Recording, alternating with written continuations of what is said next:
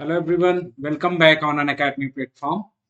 अन academy platform पे स्वागत है आप सभी लोगों का। मैं अजय कृष्ण पाठक, आपका केमिकल साइंस एजुकेटर। मैं इस प्लेटफॉर्म पे आप लोगों को केमिकल साइंस पढ़ाता हूँ।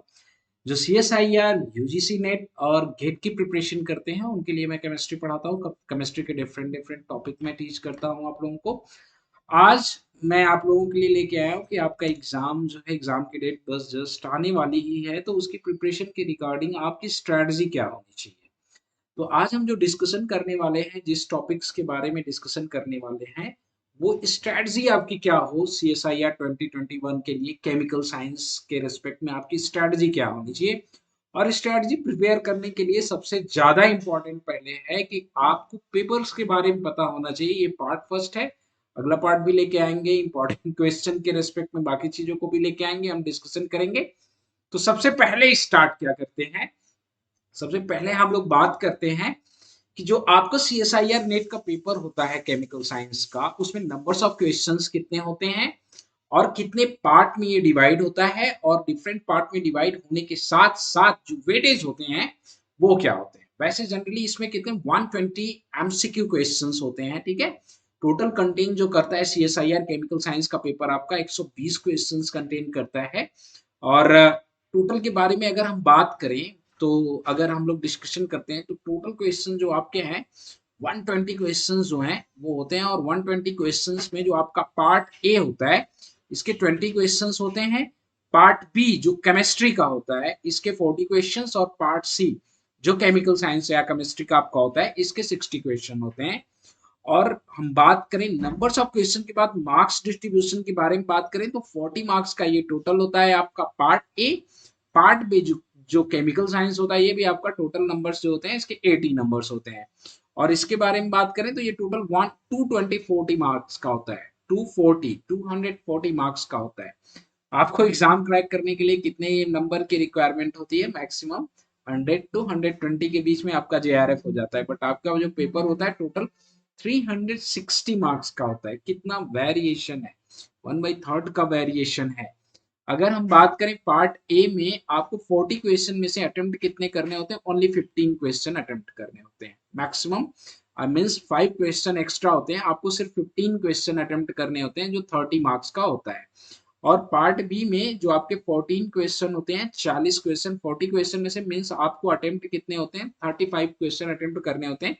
मीन्स यहाँ पे भी आपके पास 5 क्वेश्चन का जो है सेलेक्टिविटीज है। और यहाँ पे भी आपके पास क्या होता है? 5 क्वेश्चन की सेलेक्टिविटीज होती है अगर आप टोटल क्वेश्चन अटेम्प्ट करने जा रहे हो तो। पार्ट सी में जो है आपके टोटल 60 क्वेश्चन होते हैं, जिसमें से सॉल्व कितने करने होते हैं? सिर्फ 25 करने। और 25 जो होते हैं ये आपके 100 मार्क्स के होते हैं। मीन्स टोटल जो पेपर आपका देना है 200 मार्क्स। मैक्सिमम जो आप गेन कर सकते हो इस पेपर में 200 नंबर गेन कर सकते हो। मैक्सिमम जो आप गेन कर सकते हो वो 200 नंबर आप गेन कर सकते हो। और मैक्सिमम जो क्वेश्चंस आप सॉल्व कर सकते हो 75 क्वेश्चन सॉल्व कर सकते हो। वो भी कितने में से? 120 में से। जैसे इनका अलग अलग अपना सिलेक्शन, कितनी ज्यादा सेलेक्टिविटीज है इस पेपर के रिगार्डिंग। अगर हम पार्ट ए में बात करें तो आपसे जनरल एप्टीट्यूड के क्वेश्चन, रीजनिंग के क्वेश्चन, जनरल मैथमेटिक्स के क्वेश्चन इसके पूछे जाते हैं। केमिस्ट्री का जो आपका होता है केमिकल साइंस का, वो पार्ट बी और पार्ट सी होता है। मीन्स आपके पास अभी भी क्या है, 170 मार्क्स वैसे के वैसे पड़े हैं। 170 मार्क्स के क्वेश्चन आपको सॉल्व करने होते हैं। और 170 मार्क्स के क्वेश्चन सॉल्व करके आपको मैक्सिमम मार्क्स गेन करना होता है। अब केमिस्ट्री में भी अगर हम बात करें तो हमारे जो पेपर्स होते हैं वो डिफरेंट होते हैं, ठीक है। पहले मैं वेटेज के बारे में तो हमने डिस्कशन कर ही लिया। पार्ट ए और पार्ट बी के जो क्वेश्चन होते हैं वो मैक्सिमम 2 मार्क्स के होते हैं, ठीक है।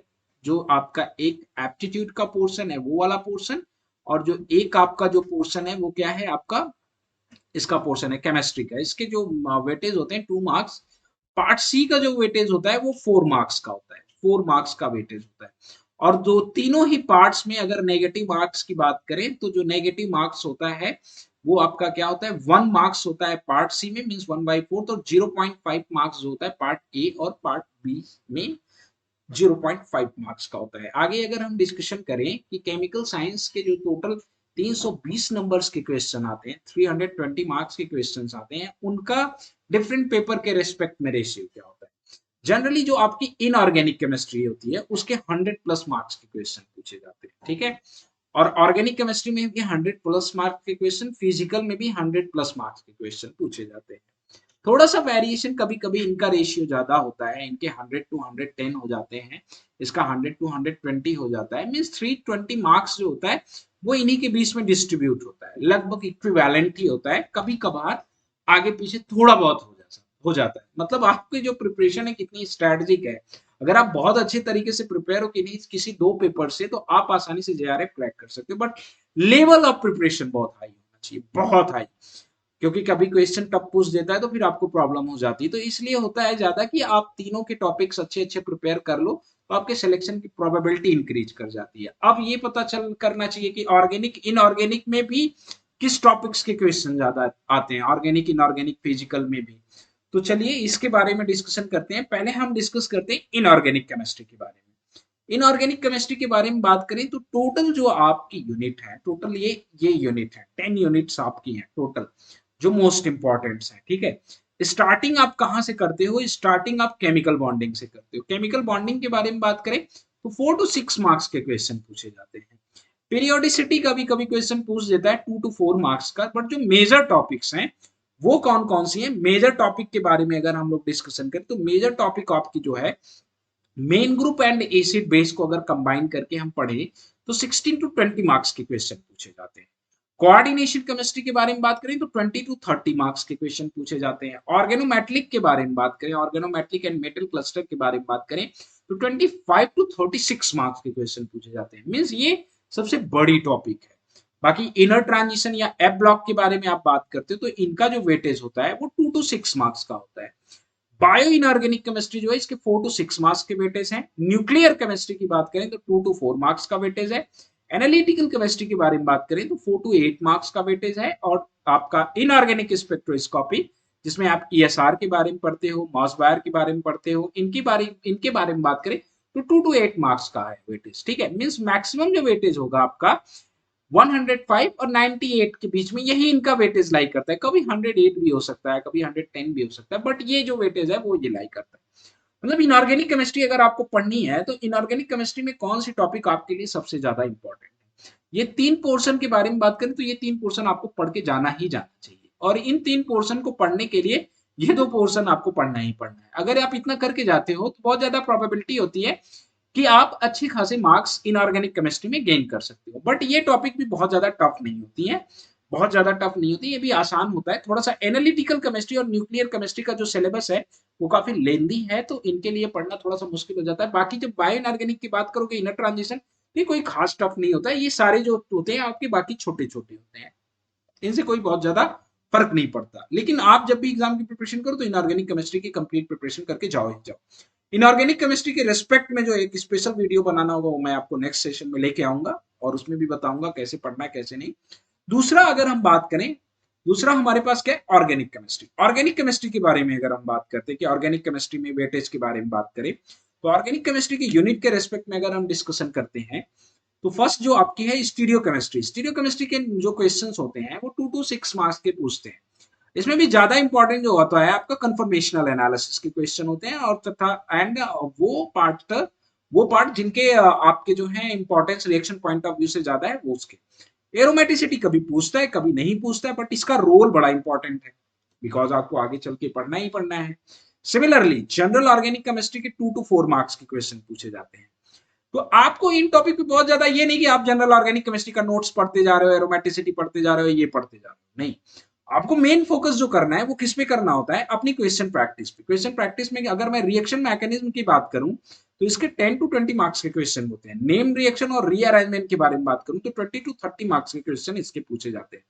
रिएजेंट के बारे में अगर आप बात करते हो तो 10 to 20 मार्क्स के क्वेश्चन रिएजेंट्स के भी पूछे जाते हैं। मींस ये तीनों मिक्स करके क्वेश्चन पूछा जाता है। तो आप ये देख सकते हो कि इन तीनों को अगर आप मिक्स करते हो तो मैक्सिमम आपका कितना जा रहा है?